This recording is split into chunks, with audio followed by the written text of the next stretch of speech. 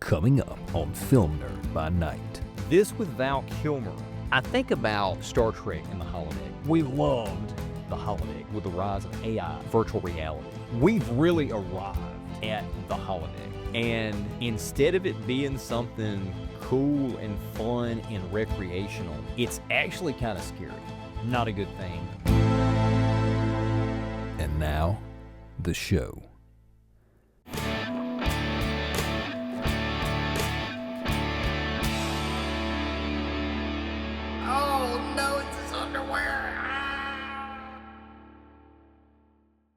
All right, folks.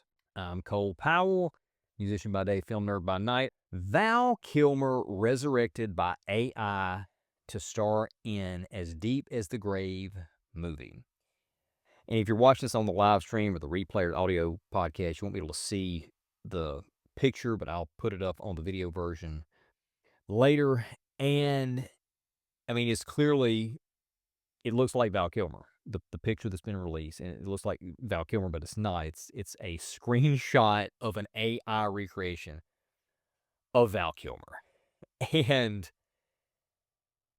oh man, so let me read some more of this, some full quotes here from this article, or at least kind of summarize everything. So basically, Val Kilmer, who was a fantastic actor, I think about some of his iconic roles: Iceman in Top Gun Maverick, Doc Holliday in Tombstone, Jim Morrison, The Doors. Everybody loved Val Kilmer. Like, everybody. I've never heard anybody that was like, oh, I can't stand Val Kilmer. Everybody loved Val Kilmer. Last few years of his life were really tough. He battled throat cancer and eventually passed away last year, almost a year ago. Apparently, he had signed on to do this movie called As Deep as the Grave. And it was an independent film, and the writer-director, from my understanding, writer-director Corte Voorhees, I believe that's how you pronounce his name, had written this part for Val Kilmer specifically. Val Kilmer was really interested in doing it. His character is described as a Catholic priest and Native American spiritualist, and that really appealed to Val's sensibilities. So he signed on and wanted to do it, but he was too sick that he could not film any of his scenes. And then ultimately he passed away without being able to take part in the project. So the writer-director Voorhees actually, I'm not sure what the legality here is, but it says that it was done in cooperation with Val Kilmer's estate and his daughter Mercedes, Kilmer's daughter Mercedes, and son Jack. Cooperation of estate and Mercedes, and with Kilmer's son Jack being supportive.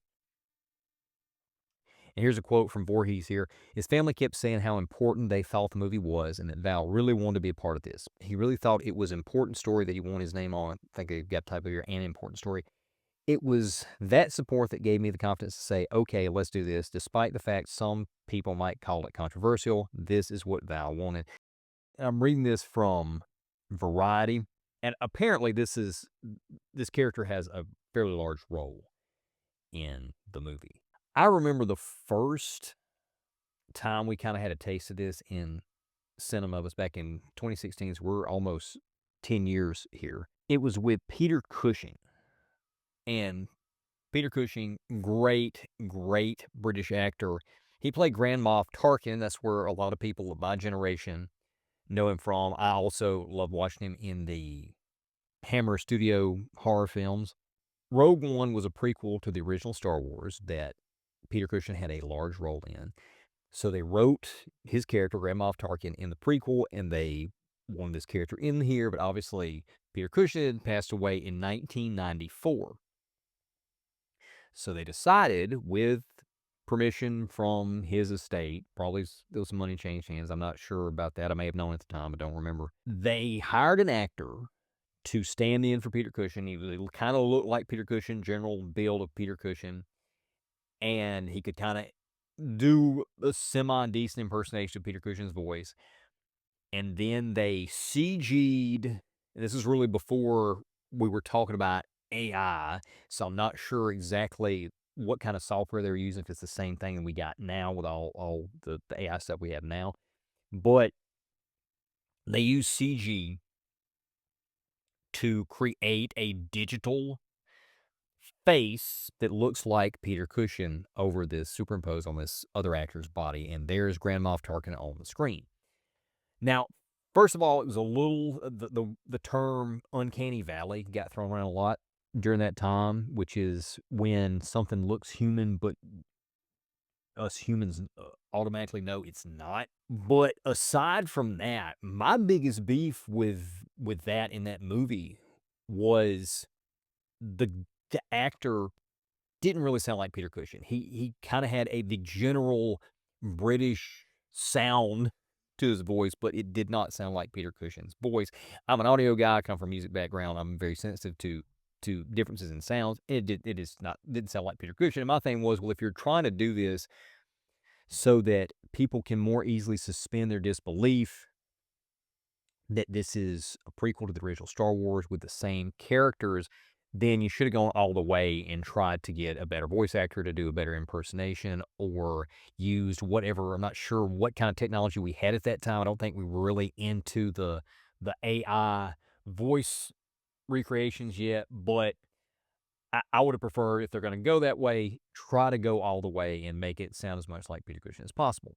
And the reason I was okay, I feel like, with that is, to me, Peter Cushing is more of a historical figure. He passed away in 1994, and at the time that he died, I'm not sure if I had even seen Star Wars yet. That's the year I saw Star Wars, was 1994. I couldn't remember the date, but I'm not sure. I may not even known who Peter Cushing was until after he had passed away. So for me, he is a historical figure, and he had originated this role.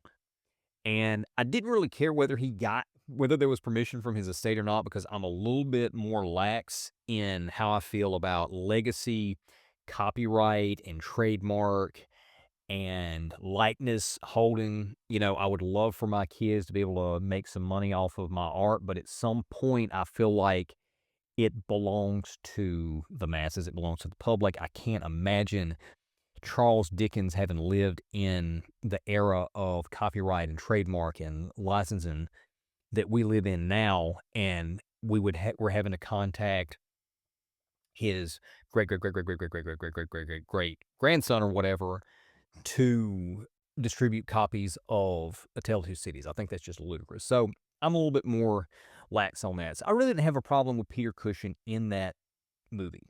This with Val Kilmer, it's a different animal, and it also kind of makes me rethink my opinion about Peter Cushing. I think about Star Trek and the holodeck. When I was a kid, I grew up watching a lot of Star Trek, particularly the 90s stuff. And the holodeck was introduced on Next Generation, and then for all the 90s Trek, it was a big, big plot device. They do entire episodes on holodecks. Some were better than others. But, and I think I can speak for most, if not all, of the Trek fandom of the period, we loved the holodeck because it's so cool to think about being able to inhabit other worlds, alien planets, back in the past, to places that we could never go in real life, envision a future, and we can write our own holo novels and have our own adventures that we create ourselves. And over the last few years, with the rise of AI and virtual reality, and even Chat GPT, these large language models, we've really arrived at the holodeck. And instead of it being something cool and fun and recreational, it's actually kind of scary. And it's drawing people into new vices and to addictive behavior. There was just a big case yesterday with social media, which is a little bit different animal, but still I felt like related. Meta, that owns Instagram and Facebook, and I guess it would be Google. Yeah, Google, Meta and Google, because Google owns YouTube. The lawsuit was for Instagram and YouTube, but then their parent companies. They lost a lawsuit about their platforms haven't been designed specifically to addict people. Now, I haven't looked into the case, don't know whether the merits of that lawsuit were what the jury found. I don't know. But I do know that addiction is real, whether they intended it to be or not. And I see these kinds of things coming up with technology, with AI, with the large language models, with VR, with social media, and with AI in particular. This kind of thing. Again, I'm gonna put my religion and philosophy degrees to use here and talking about some of this stuff. This kind of thing with Val Kilmer, a recently deceased actor who had signed on to this movie and wasn't able to do it, now being recreated from digital scratch. A human being is going there and typing things and feeding things into the machine, and then the machine is creating a digital version, resurrection of this actor. I think that's a bad thing. I think that's a bad thing for society, and his family may not feel this way and may not realize it, but I think it's probably a bad thing for his family too. We live in a society, in a culture that does not handle death very well, and I understand completely why we don't. One reason is we've lived, particularly in America here. I'm talking to an American audience here in my mind. We've lived a very cushy life for several generations now. We're not used to death, and that wasn't the case in generations past. Just about every generation before the mid 20th century, those generations had experience with death, usually from a young age, whether it be parent dying, grandparent, siblings dying young as infants. There was death, or even wars and famines and pestilence. All of that all around for generations of human history. So people were more accustomed to dying. Well, now we don't have that. And whenever death touches us, or even not just death, even loss, even losing something, it's harder for us to wrap our heads around it. We don't want to deal with it. We've also lost a lot of religious foundational faith that offered hope for something beyond this life for when we did lose somebody. So we're at a point where, as a society, we're looking at a way to cope with death, to deal with death, or actually to not have to deal with death. There was an AI firm last year that came out with this app that you could record your relatives, and when they pass away, you have an AI app that takes that recording and that creates a permanent, perpetual digital avatar version of them that you can then interact with until you die, and then your kids can interact with them. It's like, oh, you never have to. It was a very creepy commercial where they're interacting with this digital avatar of their deceased mother and then their deceased grandmother. It just keeps going on, and it's like they never really have to let go of this person. That's not a good thing. Human beings are meant to experience death, unfortunately, and I think that these AI resurrections of actors, I think that's a way where we don't want to deal with the fact, well, Val Kilmer, he's gone.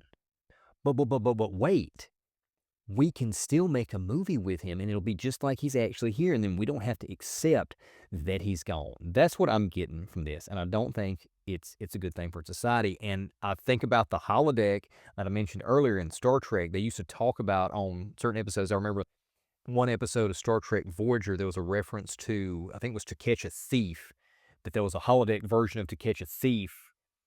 And I thought, man, that'd be so cool. You could actually just be inside Alfred Hitchcock's To Catch a Thief and watching Grace Kelly and Cary Grant interacting with each other. But it didn't occur to me, but that would mean recreating these people who are gone.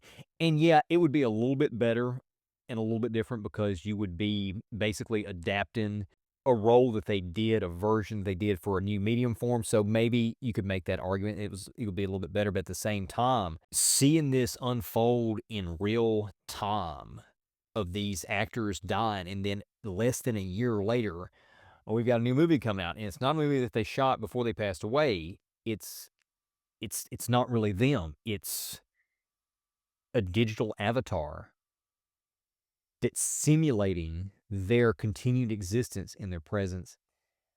I can't get on board with it. And I've always been hesitant to advocate for new laws because I feel like a lot of times that puts unnecessary restrictions on people. But the more I see about this AI stuff, I think there's got to be some kind of cap on this. I don't know what. I don't know where the line would be, where you start infringing upon creativity and freedom. But I do believe that this societal inability to accept death is a problem, and it's just gonna get worse if we as a society are allowed to cultivate that. We're meant to grieve, we're meant to mourn, and we're meant to heal, and this is preventing us from doing that. Not a good thing. And I'm sure there may be nobody may watch this. I don't know. This is a new channel I'm trying to get built up here. But if for whoever's watching this, let us know in the comments. Are you okay with this Val Kilmer AI resurrection, or do you think this is as creepy as I do? Let us know in the comments.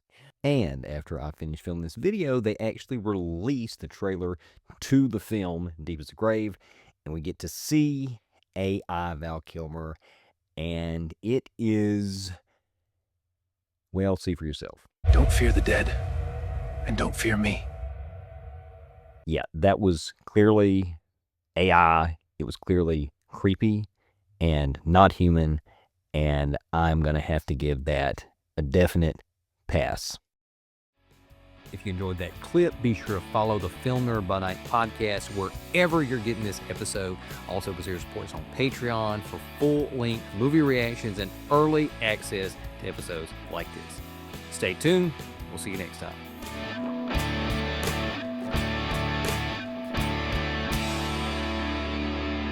Film Nerd by Night, created and hosted by Cole Powell. Theme, Beautiful Now, written and performed by Cole Powell, a Randomine Records production. Section 107 of U.S. copyright law allows for the fair use of copyrighted material for purposes such as criticism, comment, news reporting, teaching, parody, or research.